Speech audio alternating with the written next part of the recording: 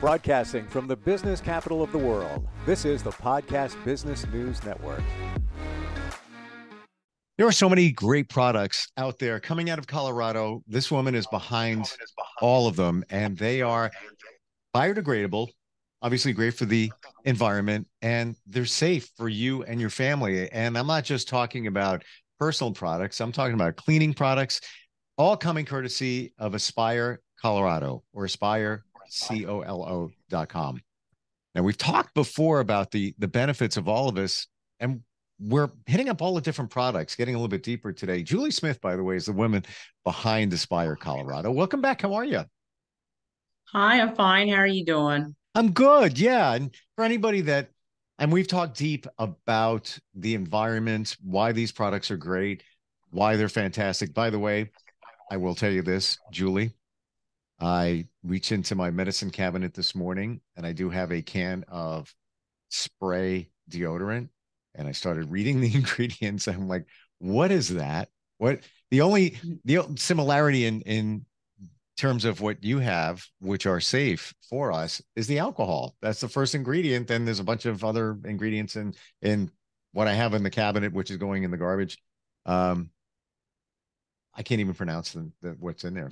I have no idea. Make sure to recycle the container if you Of can. course. I don't know what kind, if it's a metal one or whatever. Yep. So yeah, and I'll suggest too, when you don't recognize the name of something on a label, you should be able to Google it and find out what it is, because most of us are not chemists or chemical engineers, and so you do have to. Even I have to Google things once in a while. I don't know every single component either.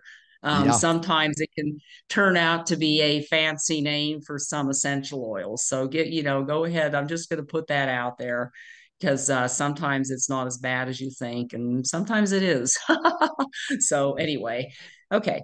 So let's look at another product. You have something called lotion bars. Is that essentially soap? No. And a lot of people think that. A lot of people think that when they see it, because it looks like soap. And I'm forever telling people that is not soap. It is a lotion bar. So just first to start with, have you ever heard of a lotion bar? The only thing I'm thinking of is if some haven't. The Dove bar, where it's 1/4 cleansing cream, or I know that's a bar of soap with moisturizer in it. I don't know. Yeah, that's interesting. I just like to ask people, but yeah, and that is what that is. So and it's just another big core differentiation. This bar is special by it because it has that. So then let's. So what lotion bar is very simple. I love to talk about it because it's so brilliant. That it is lotion without the water. Interesting. That's all it is. Lotion without the water. When you say lotion, are we talking ocean? Lotion. Lotion. I said lotion. I thought you said without ocean. The water would be a sad thing. And that's I think, anyway. I was trying to process that. So that being said, when we say lotion, is what type of lotion are we referring to here? Yeah. Well, generally, I mean, like basically, why do you use lotion? Why do we use lotion usually? Again, I go back to moisturizer. Yeah, exactly. Okay. Yeah, we use it because we feel like our skin is dry, and we like to have it soften it up, and so we'll buy lotion. And when you go to the grocery store or wherever you buy things, if you happen to be out of lotion, you'll look at this entire aisle of mainly plastic containers full of lotion. And they're usually plastic for the simple reason that you can't really squeeze glass or an alternative container. So usually lotions, plastic, and then you'll also find piles and piles of tubes, similar to a toothpaste tube, only without the layer of aluminum in there that toothpaste tubes have in their hold their form. They're just plastic tubes. So there's tons of that. Lotion and sunscreen, they come the same way. Usually they'll be in tubes or plastic. So lotion is I guess I'm even going to say to begin with, I think it's just as much of a big corp marketing scam slash gimmick as bottled water. I think it's that ridiculous. There was a Hmm. time like in the 70s where nobody heard of bottled water. It's like, what moron would buy water in a bottle and pay 1,000 times as much as tap water? And man, big corp managed to get that marketed out. So when it comes to lotion, I know people who simply it's like the baking soda and the whole tooth powder story. You could brush your teeth with baking soda and be done. So Sure. why make it so complex? And lotions the same way. I know people who just have their favorite oil. I know people who just rub olive oil on themselves when they want to, moisturize. I know people who just use coconut oil. Yes. That's pretty darn simple and it works just fine. We don't need all this fancy. So now let's get back to lotion. Lotion is an emulsion of oil and water. So when you make an emulsion, you're making two chemicals that don't mix together. Oil and water do not mix. We all know that. They don't like each other. So to make an emulsion, you have to add some wonky chemicals to get them to stay together and not separate in the bottle. And when you start introducing water into products like this, water is will attract any kind of bio. So you're also asking for it when it comes to mold and other ook that could get in there. So you really kind of have to pretty much add a preservative of some sort to keep Hmm. that from happening. And so you kind of get yourself deeper into the world of nasty chemicals that we don't want on our bodies just to get those two to stick together. And Right. by the way, you have to have a bottle to hold it all together. So there's no such. Have you ever heard of a lotion without a container? No, it's slop. Kind of like cover the table or something. Um, and a lot of lotions too, I'll say, also come in these plastic tubs where you can dip your finger, because remember, you can't like shake it all out of there if it's not in like a tube or plastic. So it's also in plastic tubs, and most of those aren't recyclable either, unless you happen to have a TerraCycle box, which most people don't. So those end up in the trash. They're part of our single use by design plastic. And so that's the story with lotion. And then we squeeze some out of the bottle, we put some on our arm or whatever, and our hands, and then we rub the daylights out of ourselves, rub and rub and rub, right? And you think, oh, I'm trying to get that moisturizer to go in, right? No, what you're actually doing is you're trying to create enough friction and heat. You don't realize it, but you're creating friction and heat to get rid of the water so you don't feel wet, is what you're really actually doing. And when you put the oils in a lotion bar directly on your skin, you just go like that and you're done. So that is the extent to which we have been conned into thinking we need Wow. something we don't need. When we buy lotion in a bottle, we are paying twice for the bottle. The lotion is largely water. Uh, so they keep that cost of goods down on the product because it's mostly water that you then go to great pains to rub off of yourself so you're not wet after you apply the lotion. And then away we go. That's why I think it definitely competes very well, don't you think, with bottled water in terms of corporate scamming and brainwashing and making us think we need things we don't. And look at, I just, from the marketing side, I think of all of that with the bottled water, Poland Oh Springs, yeah. and then Oh yeah. Denisi water is Coca-Cola. Yeah. It's, Yeah. Oh yeah. Oh they had it yeah. And that's a figured out. whole other story. That's going in my book. I have a separate blog that I'm backing up, a sustainability book on how we're paying extra and killing ourselves with products that are horrible for us. And that's going to be on the list, of course, obviously. Soft drinks. Oh my God. Yeah. Anyway, so then back to the lotion bars. So lotion bar then is lotion without a water, long story short. So if you just melt the oils in the right proportion that you would like to have on your skin, then what I do is I melt those and then I pour them into molds that 1.5, 2.5, and 3.5 ounce molds that are shaped like flowers and butterflies. They're very cute. And then Hmm. now you've got a bar that, to your point, looks like a bar of soap, but it's not, it's lotion.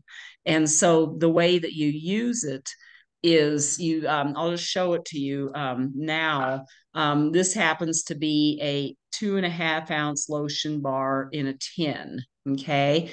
And the way you use it is I simply take my finger and scrape off what I want on my fingernail and then put it on myself.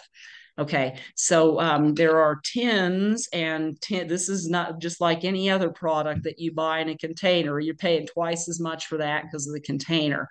These tins are refillable. So you can order what I call the Naked Lotion Bar, which is on my website. You basically order it in bulk, and then when you do that, then what you get is you don't get the tin. You end up just with a lotion bar that I just put a little bit of paper on and throw it in a box and send it to you. And Wow. then I have the fancy paper wrap that's wrapped like a little present. So that has a little bit of cost of labor in it, which adds to the cost of the product. You can buy that. It costs less than buying a tin, and start with that, and then put it in whatever snap top or covered thing that you have at home, and just and keep it covered, just so it doesn't sit there and dry out and get dust on it in the bathroom, someplace, wherever you use it. So When it's we go pretty back simple. to, See? yeah, I just want to go back to the and then we'll move to other products, but the lotion Oh yeah. bars, what Mm-hmm. the ingredients in there. Can you Mm-hmm. give Yep. us that again? Yes. Okay.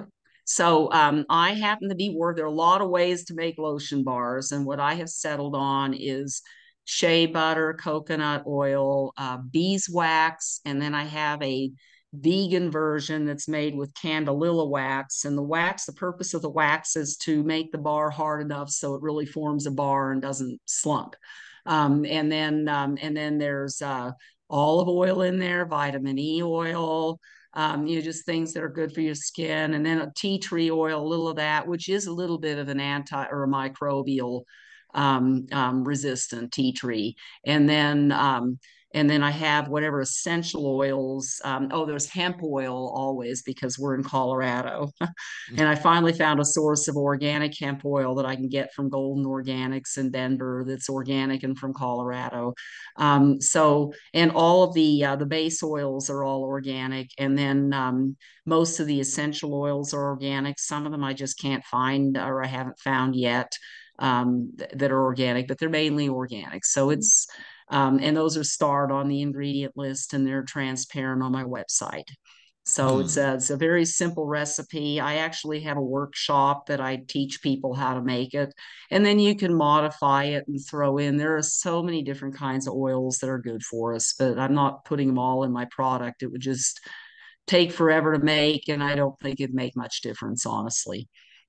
When you just grab a little bit or scrape a little bit of the lotion bar, does it go on your skin pretty easily when you just apply it and Oh, yeah. yeah? Oh yeah, Okay. the warmth of your skin. You'll just rub it in, and the warmth of your skin will get it rubbed in very nicely. It spreads very nicely. Yeah, I'm blown away yeah. by that So it's pretty easy to use. the Yeah, revelation people. of lotion and why you keep rubbing it to get rid of the water. Like Isn't that funny? It's like you don't think of it that way until you think of it never, that way. never. Wouldn't have you learned something. So lip balm, Yeah, that's another product that yeah. you offer at Aspire, right? Yeah. Yes. Tell us. And so lip balm is very similar to lotion bar. And really, the main difference in the lip balm is that I have a little higher proportion of wax in there. And the reason for that is because when we use lip balm, we really want to be able to apply a thin layer to our lips, and we don't really want a lot, and we don't really want it to be soft. So it's just you just use a little bit right here and you're done. But other than that, it's pretty similar. So it's got the same oils other than the olive oil. I'm using avocado oil instead, simply because it has a lighter smell to it. And so that could be the olive oil might be kind of a little annoying on your lips, feeling like you smell like food all day or something. Mm. Although the essential oils really overcome that, but still, I'm using olive oil because it's just milder than or avocado oil rather, just because it's milder. But the vitamin E, a little dab of hemp, and then the essential oils for scent. Now I'm doing it in a compostable tube. So this tube holds 0.15 ounces, which is how much is in a plastic tube, except this tube is all the way full. A plastic tube, whoops, you disappeared. Yeah, I'm right here. But yeah, like a technology. plastic tube. Yeah, modern technology is wonderful when it works. Oh, it's upside down. Anyway, there's a plastic tubes are only usually full right to about here because they've got an entire little plastic spring and stuff that you turn at the bottom of this to push it up. Whereas with this, you stick your finger in, and when it gets kind of like empty, I'll just take a pen or something, the back of a pen, and just push it up there, and use it that way. So this thing actually really does have more like 0.2 or more ounces in it instead of 0.15, but still, Wow. it's a conventional tube with a conventional label on it. And then the way that so this is compostable. So you just keep that and compost it. And then this is the tin, okay? And for the tin, these are refillable. So the tin is pricier, but there's a little dollop in there. This is what the dollop looks like. And you can literally refill your tin again by ordering a naked dollop. And so this thing costs like something like $3 or whatever for the tin. And then the little dollop only costs like 90 cents. So you can Wow. order a naked dollop and refill the tube. And then I have bigger tins for the lip balms that hold 5 times that much. They hold 0.75, and it's just a larger, I call it a puck. It's just a larger pour that you can also get naked. And you just order it in bulk without the packaging off the website, and it'll show up in a little envelope with a little paper around it. Sure. What's the shelf life on say a lip balm or even the lotion bar? Those are infinite as long as you just keep them covered and don't spill food or do anything, unsensible. But Right. yeah, they last pretty much forever if you Wow. keep them covered.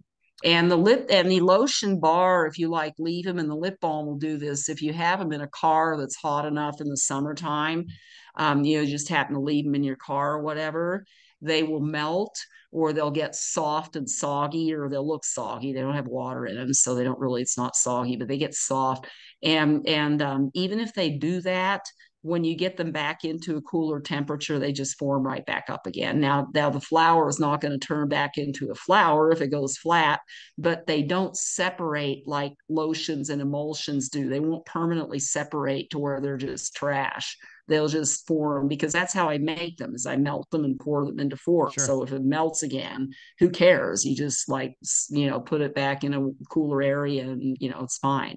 And it won't Wow. do that like in a normal house, but in a hot car it will get soft. Yeah.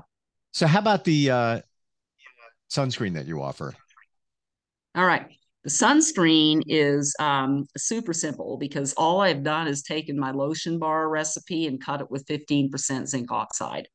And when you Google zinc oxide, or when you Google 15% zinc oxide, that's equivalent to an SPF of about 30. So that's what I'm doing. I looked into getting SPF certified and found there's a financial barrier to entry on that. It's very expensive. They have to do lab tests on many different kinds of subjects with different kinds of skins, and they've got to have the exact right equipment that's calibrated to add a certain amount of solar intensity, la, la, la, la, la. That it's legal to just say there's 15% zinc oxide in there.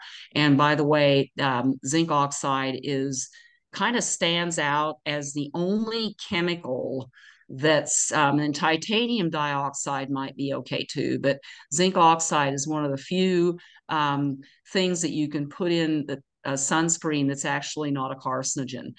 There's a reason why any sunscreen product you see that has an SPF rating on it doesn't say it will prevent cancer, and it's because they're all carcinogens. All they can say is it prevents sunburn. It's all they can say legally. Read the label. And so, and the reason Wow. they did that is because they did studies, Big Corp did studies to try to prove that sunscreen prevented cancer, and they found out that it's actually the opposite, so nobody's allowed to say anything. And the reason that it's like that, the reason that happens is like, so what the recommendation is, there are people that actually only use products with an SPF factor on themselves, whether they're inside or outside or what they're doing. And you can use sunscreens with these products or these even if they're a carcinogen, because if you don't use them in excess. So it's like, just use them when you're out in the sun. Don't use them all the time, all day long. Don't use them for your lotion. Just use them for sunscreen. And if you do that, then you're probably fine. But if you do excess of it, they're all carcinogens. It's really what is this? I found this out in one reading that I did, chemicals in our products.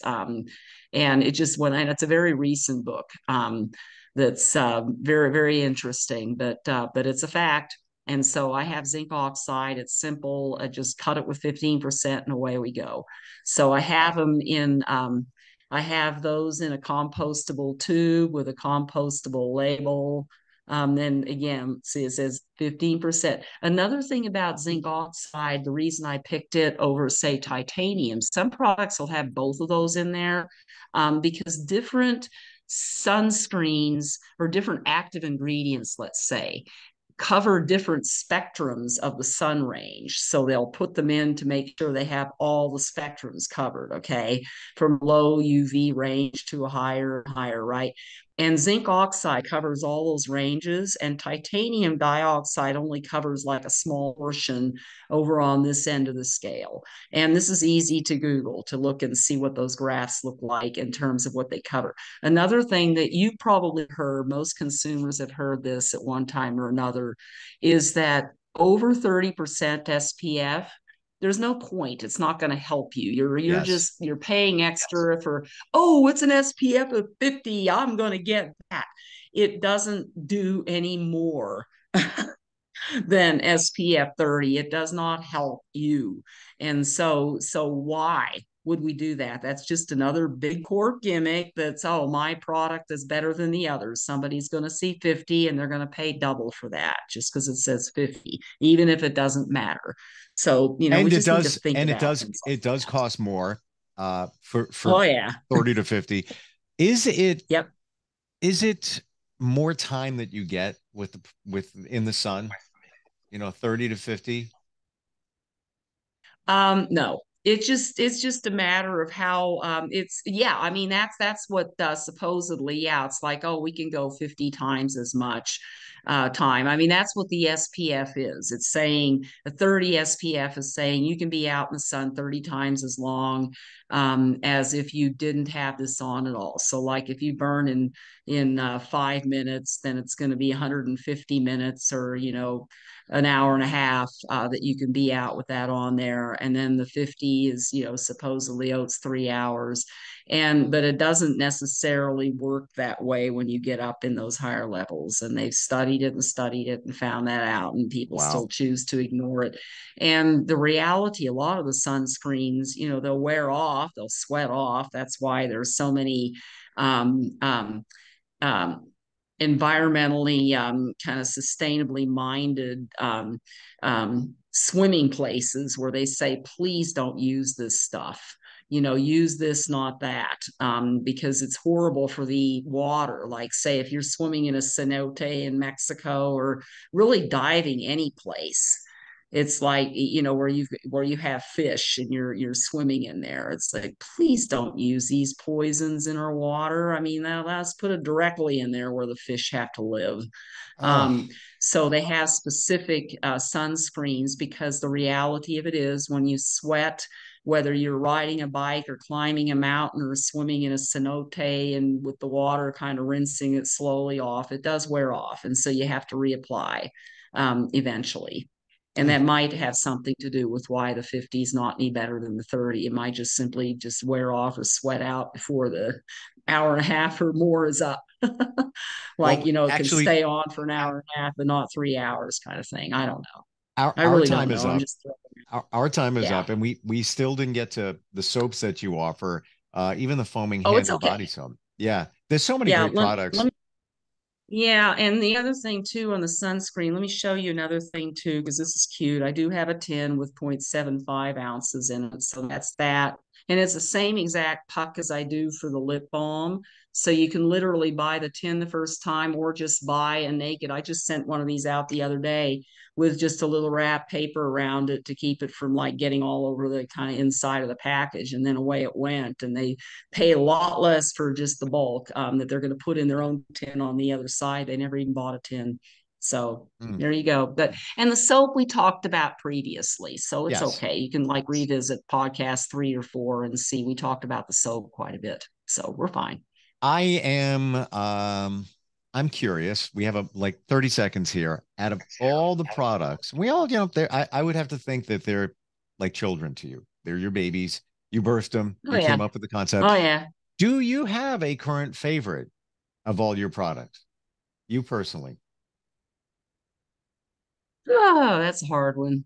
I think it's the call. I'm really proud of my Colorado Gold soap because it's truly a Colorado Gold liquid Hmm. soap that has Okay. natural gold coloring, and I've got like the aspen leaves on the label, and it's a great all-purpose Castile soap that's competing with Dr. Bronner's. Except Dr. Bronner's is now using palm oil, and I'm using oils from the Americas in my soap. So Nice. I'm really proud of that, Wow. and they're all Website, organic. as everything is that you have. It's fantastic. Mm-hmm. Your website, aspirecolo.com. Yes, sir. Yep. ASPIRECOLO.com. Julie, great talking Yep. with you during these podcasts. Learned so much, even just today, about the lotion in the water. Like it's so ridiculous that we're programmed to think that. So, next time I use something, I'm going to be thinking that that's why you're rubbing it into your skin to get rid of the water.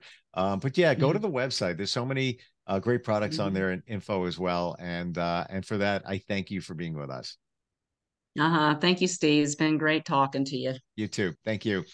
Are you looking for even more of the podcasts and hosts that you love? The Podcast Business News Network is proud to announce that you now have even more ways to listen live. Check out the MyTuner Radio, online radio box, and Simple Radio apps on iOS and Android, or find us online. Search for Business News Network on mytuner-radio.com, or search Podcast Business News Network on streama.com and onlineradiobox.com/US. Take your podcast on the go and don't miss a minute of the action.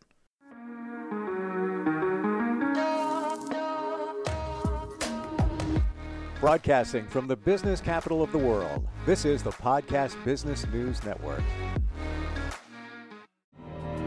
For nearly 2,000 severely injured veterans, everyday life has become filled with barriers. Day-to-day simple tasks can become pretty daunting. I have to carry my chair up 2 flights of steps or have somebody do it for me. What scares me the most is just the falling. When I'm struggling with my house, I think, to have that one great barrier just knocked down, it's crucial. Home for Our Troops is a wonderful nonprofit that builds a mortgage-free, fully adaptive, handicap-accessible house. And there's no catch. It'll be our very first home that we've ever owned. This is a game changer. This is where your life begins again. We need you to join us in completing this important mission. Please visit hfotusa.org and help build homes and rebuild lives. Because of you, everything's going to be okay.